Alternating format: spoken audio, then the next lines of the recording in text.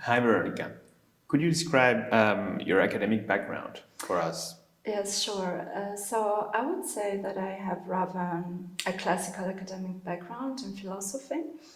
So I did my PhD on Kant and Husserl's theories of meaning at the Sorbonne and the University of Wuppertal. So it was like a French-German co-tutelle binational program. And then I realized that if I wanted to deepen my interest in philosophy of language, which is originally my specialty field, I had to expand my horizon, so to say. So then I enrolled quite quickly after finishing my PhD in a master's degree in linguistics, which I finished last year at KU Leuven in Belgium. And at the same time, I also got more and more interested in analytic philosophy of language. And this interest resulted in a recent publication on Weismann's theory of concepts and on his theory of open texture. And more generally, I would say that what I'm aiming to do right now is to create, not to create, but rather to prolongate a form of dialogue between continental philosophy, phenomenology, Kant's philosophy, and also analytic philosophy of language. And I think that philosophy of language, and more particularly philosophy of meaning, has a huge potential for this form of dialogue, because what is really noticeable is that meaning was really at the center, is at the center of Frege's philosophy, but also of Husserl's philosophy. And as we know, Frege is widely considered as a founder of analytic philosophy, while Husserl is also generally considered as a founder of phenomenology. And what is your current research project here at the College of Fellows?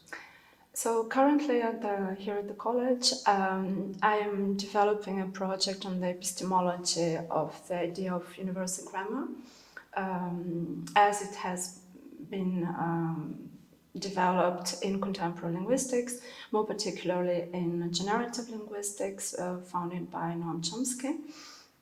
And it is an interdisciplinary project which fits very well actually within the framework of the College of Fellows, because as we know, the College of Fellows is officially the Center for Interdisciplinary and Intercultural Studies of the University of Tübingen.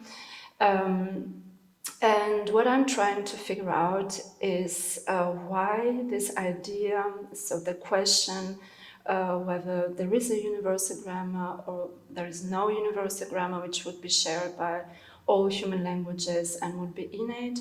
So why is it that there is still no scientific consensus on this idea since decades? So generative linguistics was developed already in the 50s of the 20th century, and it is still, the idea of universal grammar is still very much debated. So I was very interested by this epistemic, I got very interested in this epistemic situation, and I realized that philosophy might play an important role actually for figuring out the reasons behind this lack of consensus and endless controversies. And right now I have the hypothesis, so I'm thinking, developing this hypothesis that maybe it is also partially related to some conceptual ambiguities regarding this idea. So this is basically what I am doing right now at college. What are you writing right now? Right now I'm working on two papers, which are both concerned with the notion of recursion. So basically recursion in the context of universal grammar is the idea, it designates a syntactic property of language according to which a syntactic pattern can contain the same type of syntactic pattern. And this can in principle go on to the infinite.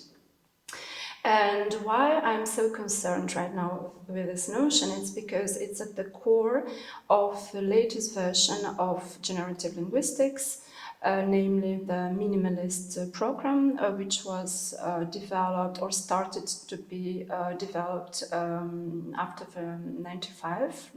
the years 95.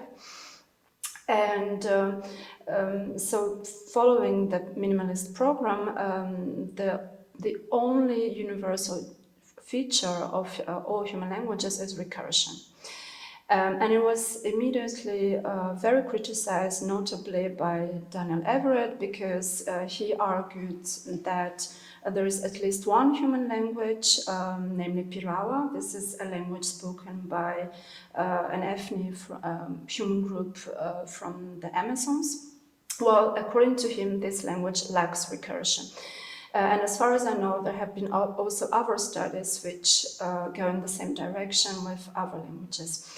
And it is still very debated. Of course, generative linguists, they also replied to this type of critique and so on and so forth. So there is still no consensus again around this question.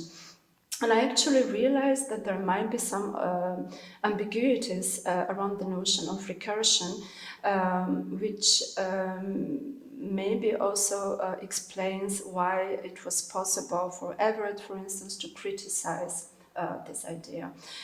So this would be like the first topic of a paper on which I'm right now working.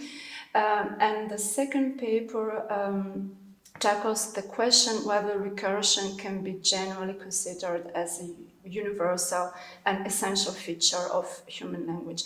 So basically, my question is, can we really reduce let's say, the most essential, the most fundamental feature of language to recursion? One must understand that recursion presupposes actually a very particular understanding of language, namely that human language is essentially a means of expression which is discrete and open-ended. So what does it mean? It means that we can build an infinite variety of sentences with a finite set of words of lexical entries. And so right now I'm trying to figure out, is this what human language is really about? Or are there maybe other features which are more fundamental for human language? And I'm thinking, for instance, of a recent article of Michael Tomasello, a very famous psychologist and cognitive scientist, who also criticized a lot the idea of universal grammar. And recently he published a very interesting paper last year where he argues that what is fundamental for human language is a capacity to refer to a common reality in a communicative context. And that's why basically human language evolved for this aim. And so I'm trying to figure out how recursion and this particular understanding of language relates to other possible understandings of language. Are they incompatible? Could we say that maybe there are other ways of understanding language which would be more relevant than this understanding of language as something open-ended, an open-ended means of expression? Are there some activities related to this project at the College of Fellows? Yes, indeed. So now I'm preparing a workshop, an international workshop, which will take place at the college in a month, so at the end of March. In this workshop, so we will explore to which extent recent empirical findings about diverse languages can be a challenge for universal grammar.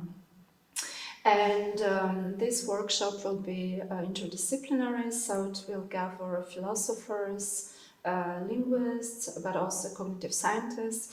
What is also interesting is that it will reunite linguists from quite different schools or traditions. So I'm very much looking forward to it. I think it will be a challenge to find a way of or rather a common language, while there will be people from such different backgrounds. but I'm very excited about it. So thank you very much, Veronica, for these very interesting insights on your work. Thank you very much to you, Ignacio.